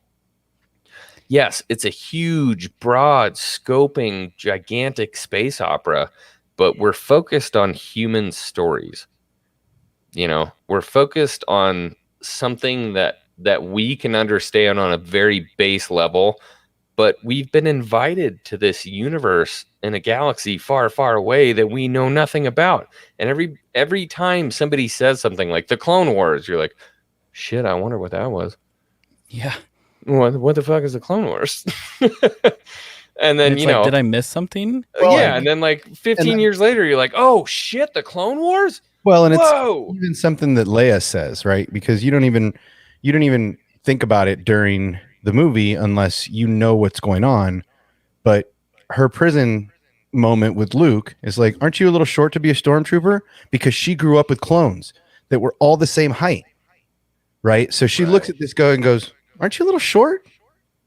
Like, she automatically knows that's not a clone. She automatically knows that's not a stormtrooper. She automatically knows right then that that's not right. There's something off. And no one really understood that until later. Right? Like, some people don't even notice that now. And that's just her going, "Oh, I knew all these clones. I was there during the Clone Wars." And see, this is stuff that, like, so when you're a sweaty, these are things that we know and we love. So I hate to even bring it there, but we have to go to Slave One. I got it out of my system so I can talk about it a little more objectively. This is the closer. I'm going to go grab a couple things that just came in, so I will be right back. So this is the closer. Go ahead. Sorry. As you get into this, for any of you who are like on Obsession Stream or in the Discord, saw me. I wasn't throwing a tantrum, but I was close. But my perspective has changed on it slightly because I'm trying to look like we'll get into it. I'm still upset about it, but there's some things I was thinking about where I'm like, I'm gonna try and to make myself a little happier. I've had to like play the devil's advocate in my mind. It's always a good thing to do. So talk to me. Okay, let's do it. So obviously, if you don't know, Slave One on a Lego set had its name changed to Boba Fett's starship. Matt Risman actually sent me a video from a model expo. I understand, and there's like this short little piece where this person's like, oh hey, this is like Slave One, but they had us change it to Disney Boba Fett's Starfighter or something. It wasn't Starship, or something like that. Starship, yeah. Okay, and it wasn't our choice, is basically what he says. Yes, and then there's the stuff with the Legos. But then in defense, I've seen people say, well, if you looked up Slave One on Amazon, you got some really inappropriate things coming up. And they said the Bad Batch's ship it's actually called like the Marauder. Yeah, but they on a Lego set, they call it like the Bad Batch shuttle or something like that. Well, and on the Lego sets, they call it Luke's X-Wing. They call it Poe Dameron's X-Wing instead of Black and Red 5. And there's a reason for that in most of these other things is because you can't copyright those names in certain parts of the world. Yeah. To worldwide distribute these toys, they have to take some names off of them. Right, for copyright issues in other countries, Europe, Asia, so on and so forth. And then there's like SEO and marketing, and you're trying to hit people on a wide scale. Did they not sell any Star Wars toys in China before? I don't know. So I have this tension because part of me says, okay, if I play devil's advocate and you have SEO and marketing and the bottom line and all of this stuff, cool, whatever. But then George did not do that. The whole, granted, I'm not trying to toot my own horn, but the whole point I made in that video is George threw you into a world and expected you to catch up. He didn't slow down. You look at his merchandising from the original trilogy. Show us, don't tell us. Yeah, like you're like, wait. Like the whole thing, people are like, oh, well, you didn't know Slave One because of the movies. Like, you know of it from ancillary sources, all this. Like, but exactly. Like, if that's how we found out about it, why go back and start changing it? Right. Like, make kids sweaties. Like, just just call it I've known intense that things. since I was 7 years old. I've Yeah. known it was called that. Okay, so And people are like, well, it was never said in the movies. Like, yeah, but when I was 7, I knew that. And so during Nerd Theory, I was trying to I put this in the super chat a couple times, and I put this in the regular chat a couple times. This is the exact conversation in writing. So you have these guys here. It tells you. Hold on. Let me blow you up. It tells you who these guys are. So right here, this is the conversation between Star Wars Lego designer Jens Fredrickson and lead designer Michael Lee Scottwell. This is the exact conversation that these guys had. Stockwell says, "Yes, I built another. We're not calling it Slave One anymore. This is Boba Fett's starship." Burns asks, "Why are we dropping the Slave One name?" Fredrickson replies, now remember, Fredrickson is the Lego Star Wars designer, design director. And Fredrickson says, "Everybody is. It's probably not something which has been announced publicly, but it is just something that Disney doesn't want to use anymore." That last sentence right there says it all. It's not Lego. It's not a marketing thing. It's something that Disney is actively trying to get away from. That's so ridiculous, man. It has nothing to do with toy sales. It's a red herring about the Lego toy sales. That's just where it came out, right? Whether it was supposed to be slipped out or whether it was supposed to be announced, whatever the case. And I said this in Nerd Theory, and people are giving me a lot of shit about it. Mark my words. This is going to be Disney-wide. I suspect they will even change the Clone Wars narrative and subtitles. So I don't know if you know this obsession, but I'm pretty connected. You are in the YouTube universe. Okay. No, but I was actually I was talking to a couple guys in the YouTube space who are people of color. They're like, "What are we doing? Yeah. Why are we doing this?" Yeah. I asked them, I'm like, "Hey, look, does this upset you?" Because, like, dude, if it does, I totally get it. And they're like, no, it's Slave One." Well, was this in the backstage after Nerd Theory? No, this has been, well, yes, that, but also through other channels and talks and stuff like that. And it's just like, you're going to change something that people have loved and known in canon for a very long time. Very long time. Longer than you've been employed at Lucasfilm, 100%. Some of those people have been alive. Yeah. Actually, okay, let's be real here. Star Wars is older than me, and I'm 40. I guarantee that half of the people working at LucasArts in the PR department were not even born when Episode 4 dropped. So the part, I'm sorry, go ahead. That's it.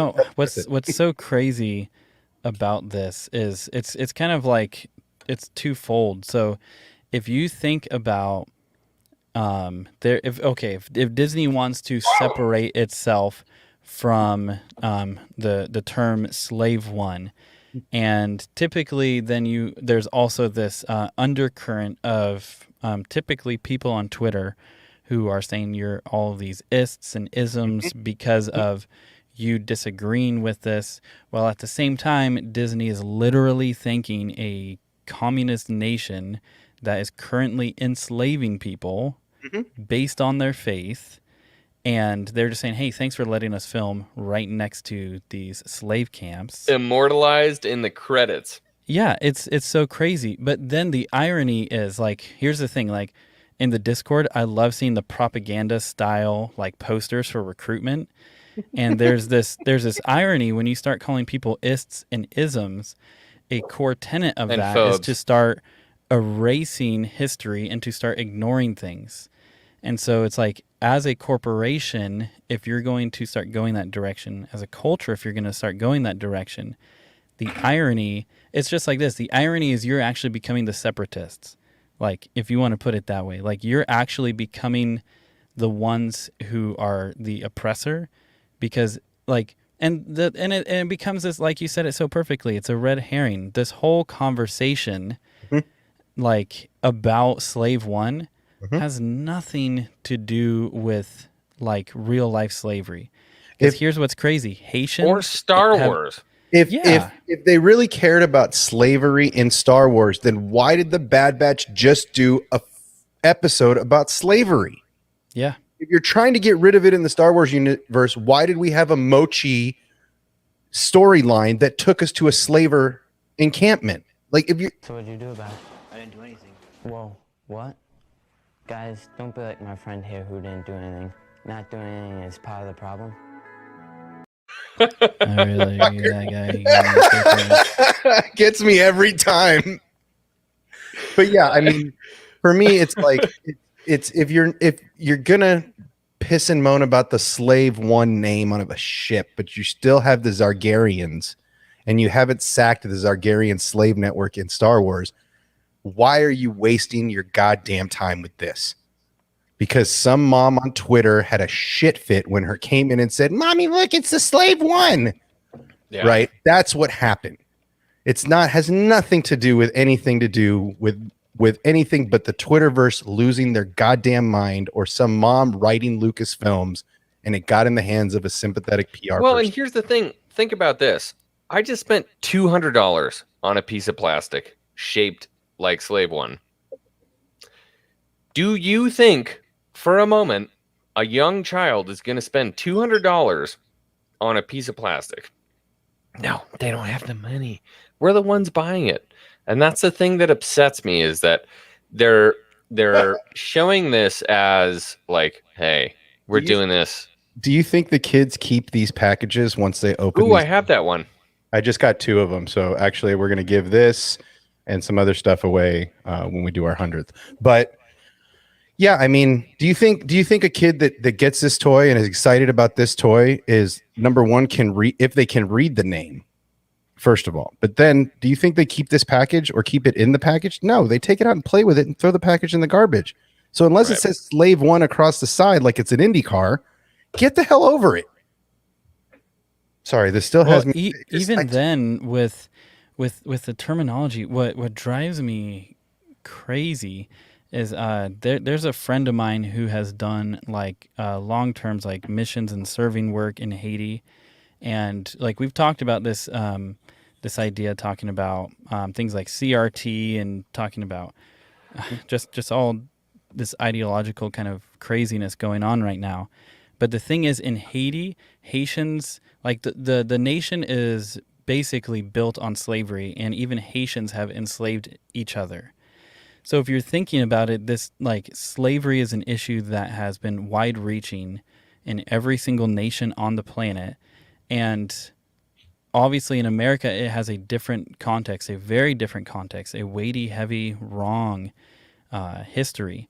But then to just say, for a corporation, which I highly doubt that Disney says, you know how we're going to solve the stain of slavery on our nation? We are going to remove the name slave from all of our merchandise, and that from will a fix fictional starship in a fictional universe. That's how we're going to solve the problem. I guarantee you, it is such a PC decision that it's like we don't want to run the risk of potentially ever insulting anybody by any negative connotation. But it's ridiculous. This is that cancel culture shit I was talking about, right? Like this is Gina Carano 2.0. Right. Like, and the thing that pisses me off the most is, in 2 weeks, Twitter's not going to give a shit. They could change it right back to Slave One, and nobody's going to care.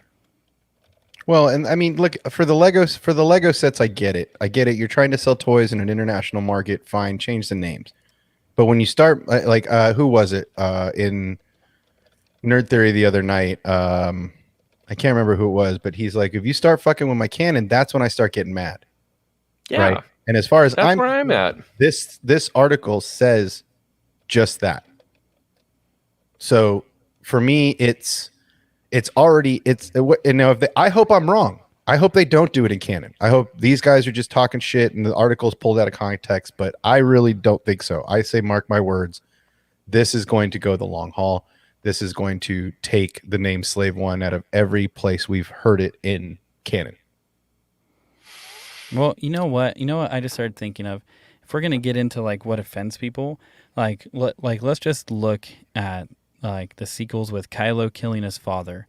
Like, couldn't you be like, man, that's like endorsing like domestic abuse, and there's like Patricide! horrendous death because like a son killed his father. Like, we shouldn't be promoting that kind of a thing. Like like I guarantee you that conversation would not happen in Hollywood or in Disney. And so it's like, if you're not going to go to that extreme, why even toe the line into something that's ridiculous? Right. Like, for me, like if you're going to go full in and just crash and burn Star Wars. Like if that's what you're going to do, but instead they we're did a getting pretty these- good first shot at it. Yeah.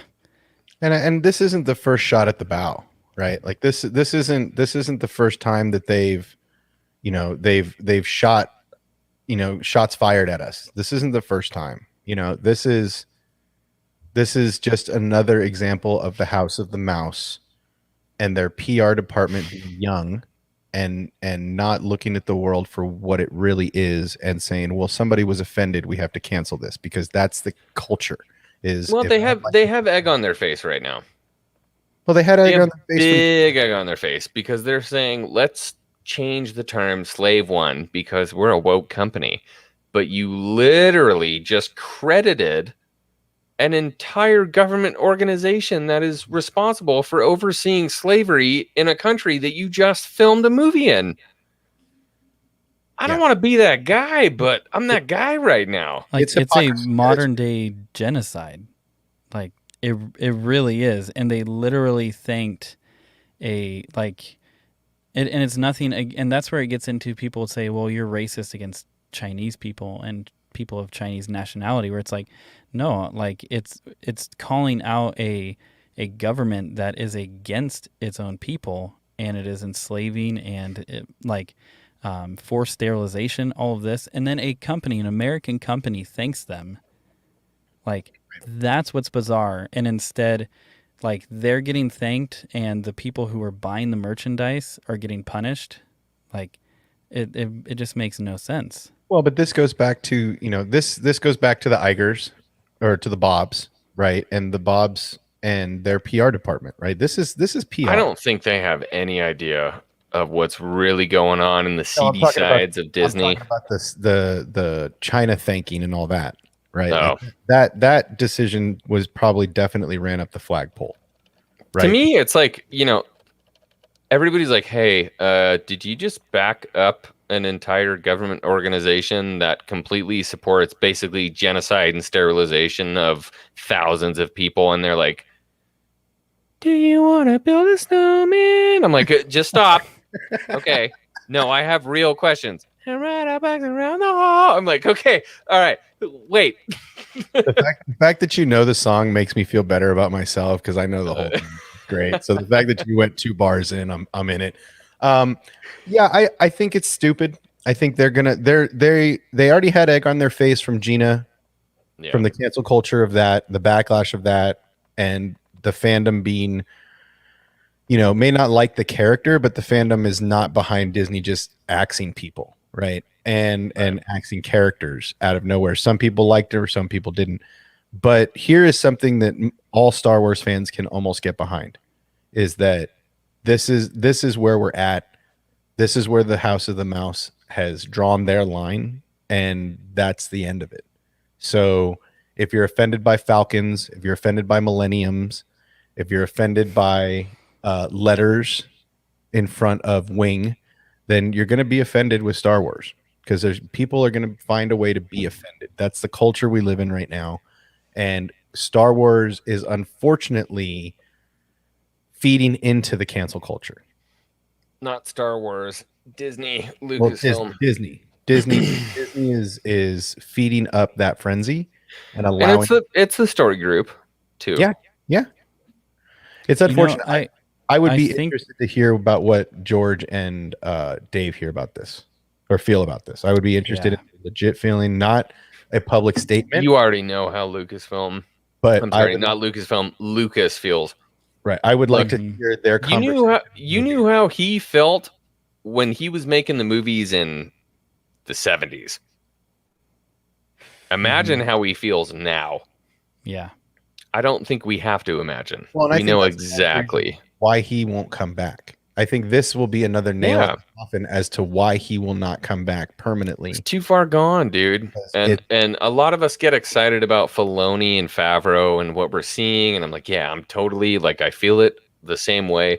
The nice thing about Favreau and Filoni is I think they know how to navigate the Political map, bullshit. yeah, of today's Hollywood, where Definitely if Favreau. if Lucas tried to make this movie today, if he tried to make A New Hope today, Oh, dude.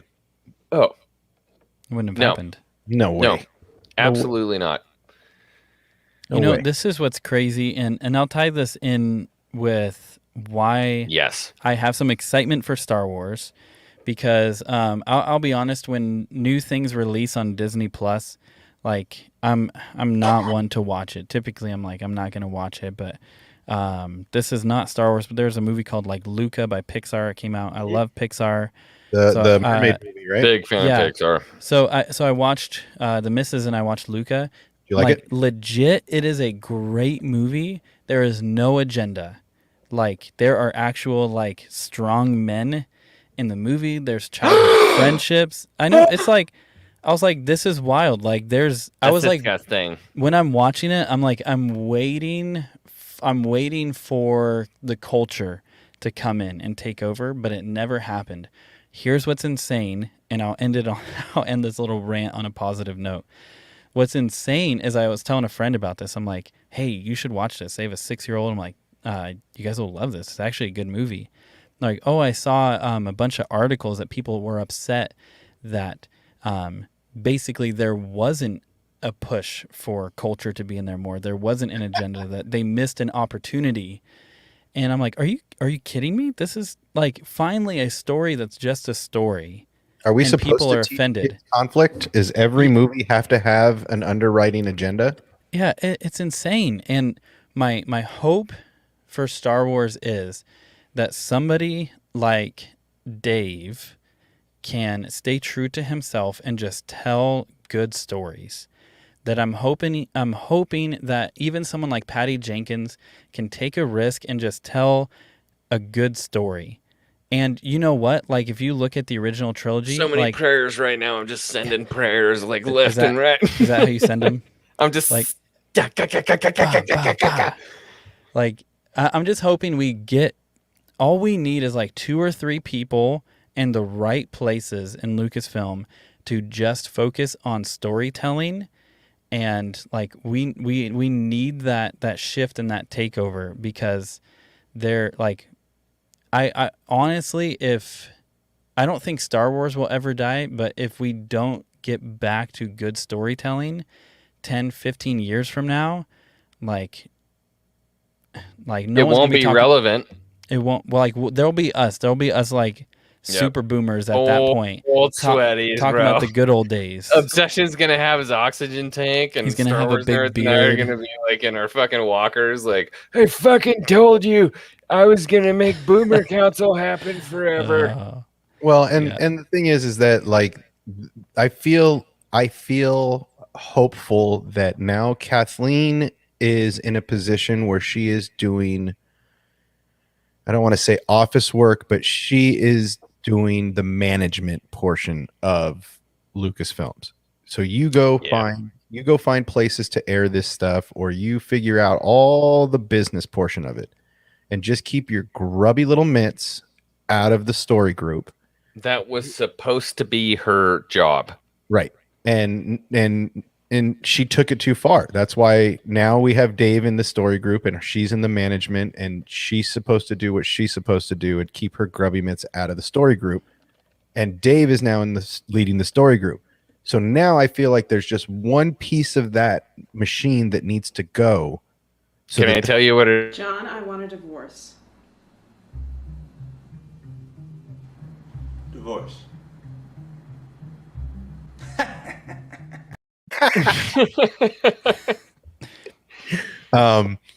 I feel like I hope that once they open their eyes, they'll get rid of Pedro. Pablo Hidalgo. Pablo. I hope they'll get rid of Pablo. And then the negativity, the people that hate, one of the people over there that hates fans. You know what's sad about Pablo? He knows, at least back in the day, like he knew his stuff. That dude, like that 2008 encyclopedia He knows set, his stuff. He put that thing together, and like it's sad to see like missed potential like that, because it's like, You know what I want to see? I want to see Pablo Hidalgo come back to the light. I don't. I want to see him gone. we need I want to see him. redemption. It's the same with everybody at Lucasfilm. I just want to see them come back to the light. I wish nothing but the best for Kathleen Kennedy. I wish nothing but the best for Pablo Hidalgo. I want them to be successful in Star Wars. And I'm not lying when I say that. I want to see these people be successful, but they need to listen. They need to look. They need to understand what's going on. If you pander to 5 people out of 100, you're going to fail. You're much better off listening to the 95, regardless of what kind of damage you may take, small or large, from them. You will be successful if you listen to the fans. That's all I'm saying. Just listen. Unfortunately, power corrupts, and absolute power corrupts absolutely. And both of those people only Sith deal in absolute. Be careful there. And those people, Kathleen and Pablo, both got an immense amount of power for a long time without being checked. And they abused. And they abused it. And I don't want to see him there. I mean, Kathleen can stay because she is a great movie producer. She really has some amazing vision and insight, and really has watched the masters work over the last 20 years. She's great at what she does. The closest to them. But stay the hell out of the story group. And Pablo just needs to go. Your toxicity is poison inside Lucas. I don't want to see you come back to the light. I don't want to see you stay. I want to see you gone. Because if you're gone, the toxicity towards the fandom is erased. And then you feel, I mean, really, he's a large part of the reason that the fandom gets so much shit on, is because it comes from his office. I mean, you're shitting on the #1 Star Wars YouTuber content creator in the world right now. We're the ones buying your shit, you fucking idiot. Yes, at a 3 million subs on YouTube, gets a deal with Spotify. That's a very big deal because they just bought people like Rogan, and they have a huge library now. And you're gonna make fun of that dude for crying at a story you guys wrote.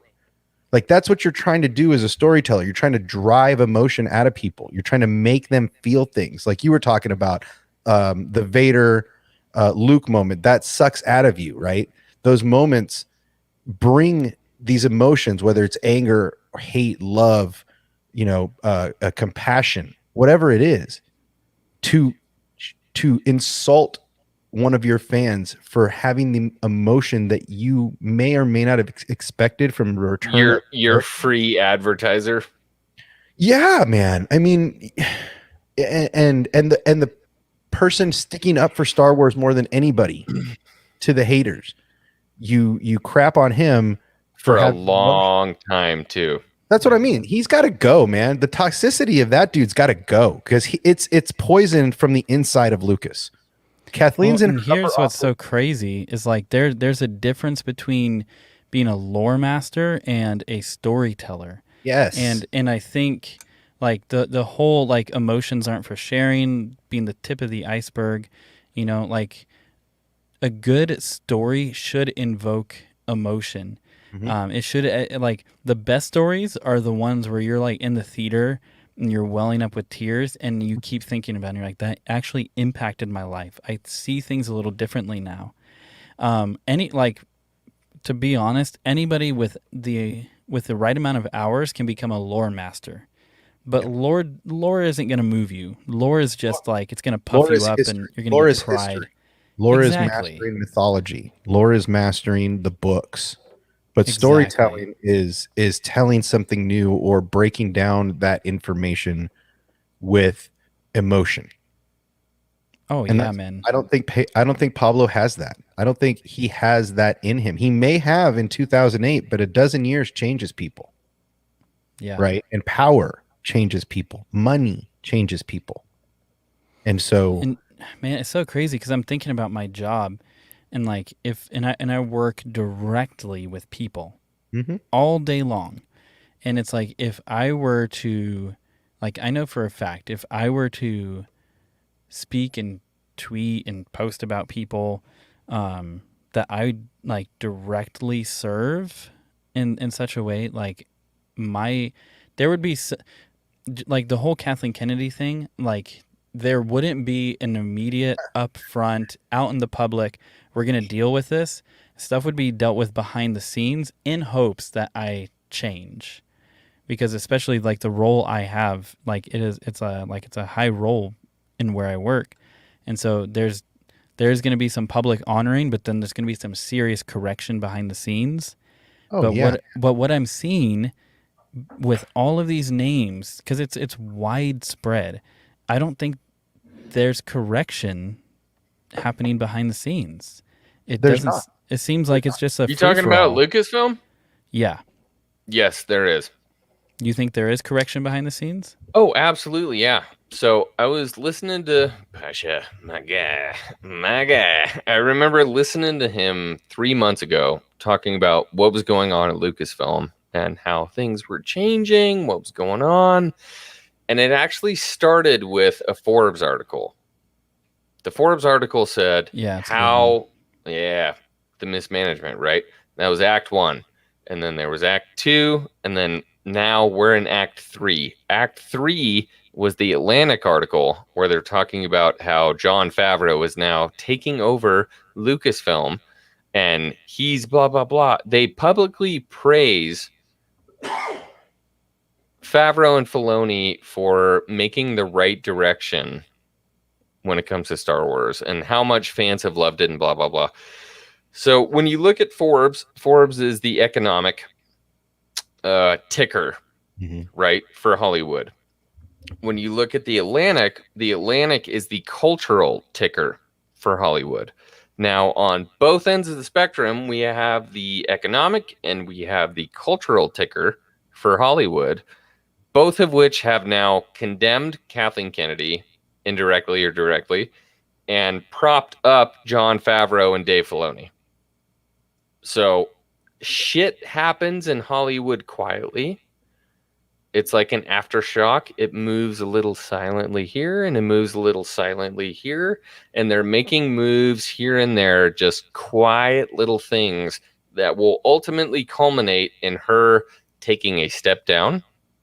She's going to be praised and loved and all these different things. And she's going to walk out with gold ribbons on her back and she'll be gone.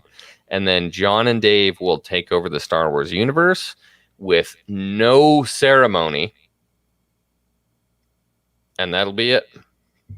that's hopeful, but That's how Hollywood works. I don't see that happening for another 2 to 5 years before she's Dude, out.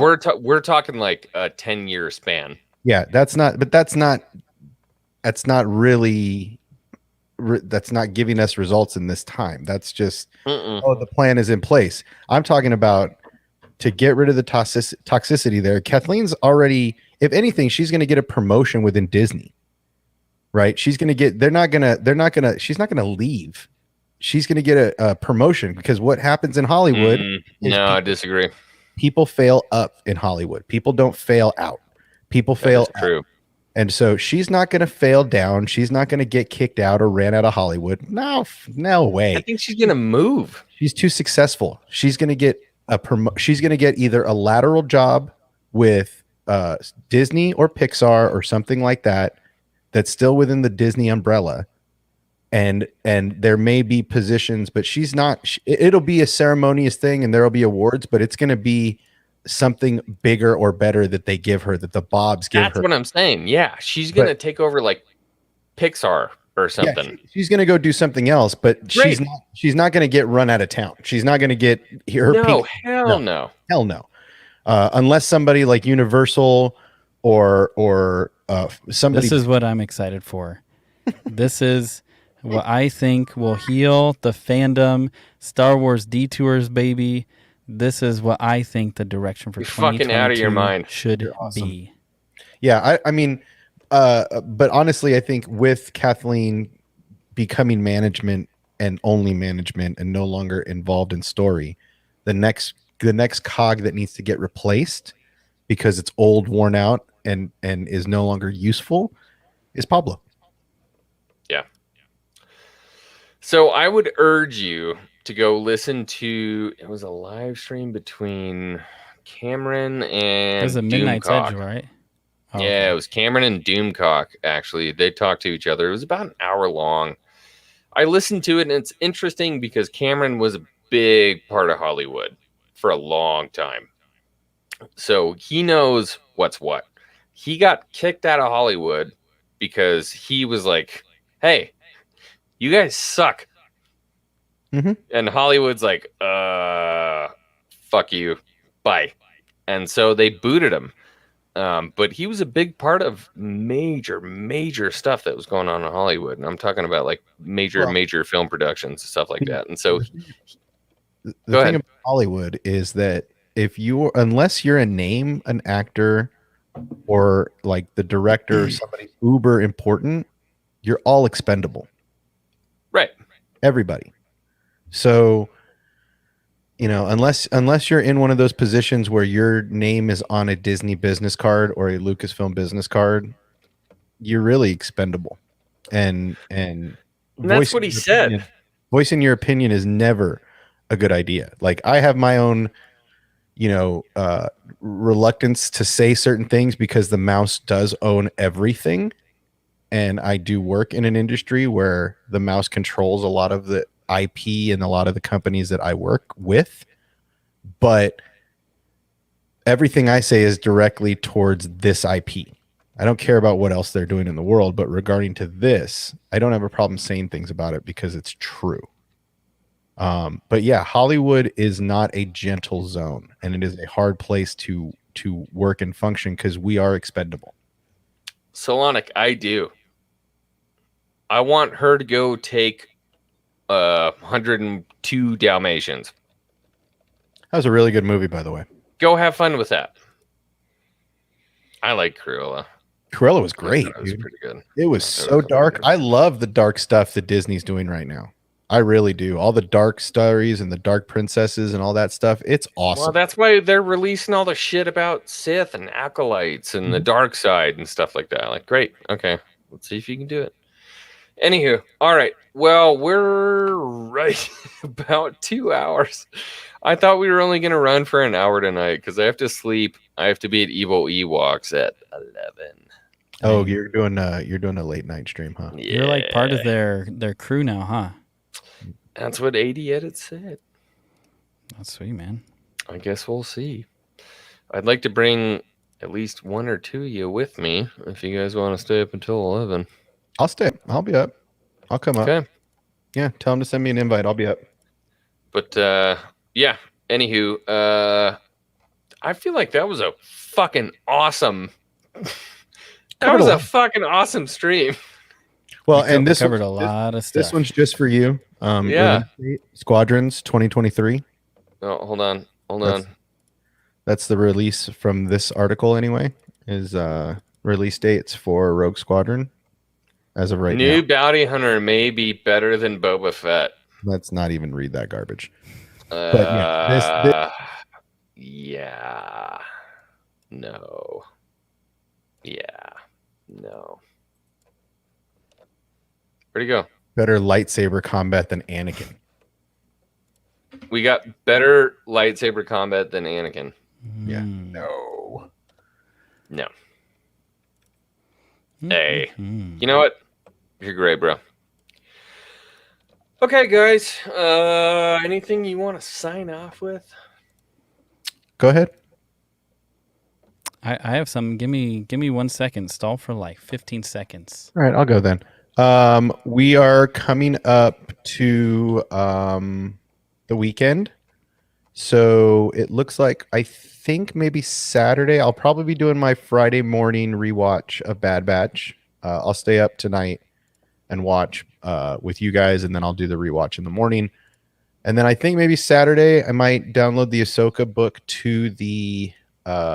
to my computer and go ahead and figure out how I can stream that audio for you guys. So we can do the first part 1 of Ahsoka audiobook community listen. Now, just so you guys know, I am not going to keep them up. I'm going to do a live call. only. So as to try to minimize the backlash. And if we do get any questions, we can be like, look, only 27 people watched it. Charge me. Right. But yeah, we're not going to leave it up. It's going to be one and dones. So if you guys, I'm going to post these up ahead of time. That's why I know a couple of you have been asking. I want to give you guys enough time and enough heads up to make sure that you have time to at least record it at home or however you want to try to acquire it. But I am not going to leave it up on YouTube just because I don't want the mouse and the House of Mouse to have a cow. We're not asking for permission. We're going to be asking for forgiveness later. So keep up. If you haven't subscribed to the channel, subscribe. If you're not on the Discord, get on the Discord. If you're not on Twitter, get on our Twitter. All of that stuff is on our page. And that way we can notify you when these things are happening. We are at like 96 people. We will end up doing a giveaway at 100 and giving away a couple little things for you guys. So yeah, lots and lots going on. And then Sunday is community, right? Yes, sir. Well, I don't know. We're looking at it. 4th of July, baby. Yeah, it's a tough one. Tough one. Might not be there. The Brits will be there. Mr. 2 Star Wars nerds? Yeah, I have 2 things to share. First, if you would share that thing that I shared, this is something that that screen share. This is something I had to get out during the stream. Some aggression about Slave One and Kathleen Kennedy and Pablo and all this. Yeah, so there you go. I love that you guys that people Did I match it? I love that people are screen grabbing our faces and doing these little things because it's hilarious. Oh yes, but It's yeah, fun. we're gonna keep talking about the prequels. We just started the missus and I talking about the OT, and that's it, man. We're just having a lot of fun. Our channel, I may rant and rave here a little bit just because there's kind of no rules, you know. Send it. At the end of the day, you know, we just love talking about Star Wars, and that's what we do. And that was a hell of a rant and rave, bro. Yeah, well, I got it all out of my system. I was getting ready to like settle in for like 5 minutes of you talking about your channel. Nah, Oh, all this stuff getting me all worked up about Slave One and all that kind of chilled me out. if I can intervene, take a sip of. I mean, it's your channel. You don't gotta ask me permission. So the whole reason I have these 2 guys on is because, one, I wholeheartedly believe they have the right direction in their hearts and minds when it comes to Star Wars. I created this council. I wanted this council to be a thing because I didn't want echo chamber, but I wanted people with like-minded love for Star Wars. I want to remind everybody that's in here that it's okay to not like some shit that Star Wars puts out. It's okay. It's totally okay to do that.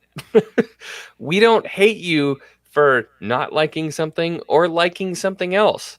There's this whole thing called maturity that we've all forgotten about, where we can have discourse, talk about Star Wars, enjoy it, hate it, love it, whatever you want to do. That's kind of what this community is about. And so I always love to bring on Mr. 2 Star Wars Nerds, Mrs. 2 Star Wars Nerds, who we need more here on this council. I was lucky. I got them both during their stream when we talked to Ahsoka, so that was awesome. Mm-hmm. And obviously Star Wars obsession, the OG homie. So yeah, that was our stream. I mean, poured our hearts out for 2 hours. What else do you want from us? That was fun. I had fun, guys. Yeah, that was a good time. Justin, did you Sorry, just come in, man? buddy. Yeah. At least you there's the just- DVR function. You can go back and rewatch. Yeah, but you can check it out again. You and me, when Obsession has his little catchphrase, you and me have the same reaction, man. What's that? I don't even want to say it. I don't like it so much. Send it.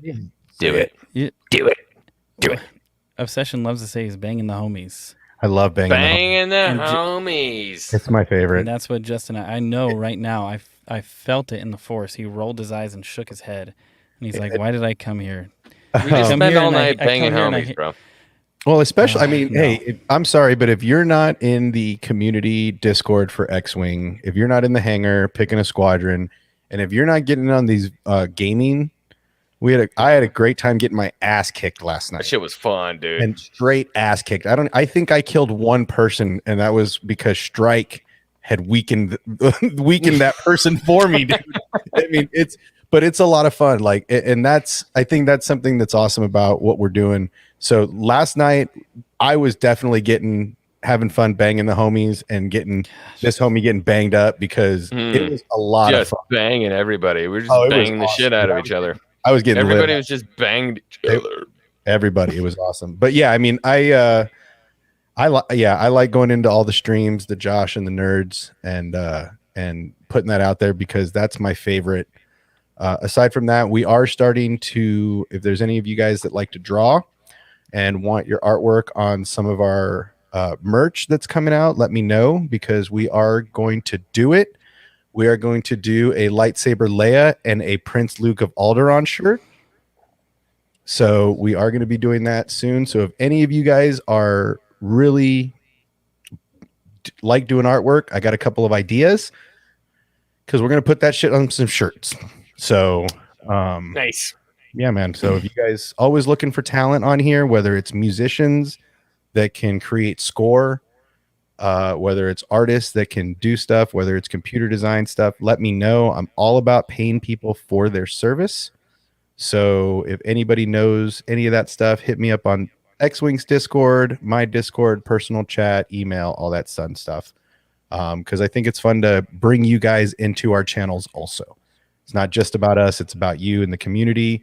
And if we can showcase some of your talents on our channels, I'm all about it. I got a bunch of nudes from Mr. 2 Star Wars Nerds. It was Just the mustache? well, one mustache. I don't know if it was the one on his face. All right, send us off. Me? Yes. For the record, I have a son, and I'm sure all of you understand how that works biologically, so I am not banging the homies. I'll just leave it at that. That's my positive Star Wars note. You guys know. What a way to end the stream. Bam. All right. Well, I guess that's it. That's it from the boys. Cool. Thank you for coming and hanging out for another woohoo wonderful Woohoo wonderful. Boomer Council? Did you forget? Boomer what we Council. I got old. I can't remember what it was called. I forgot my medications. Don't forget your cane on the way out. Okay, guys. Well, we'll see you again next Thursday. It's always been a pleasure. We love you, boys. We'll see you in the Discord. I think I'm going to go play some Squadrons. So, Sweet. Love you guys. Thanks for coming and hanging out. What a wonderful Thursday. May the force be with you guys. We'll see you again soon.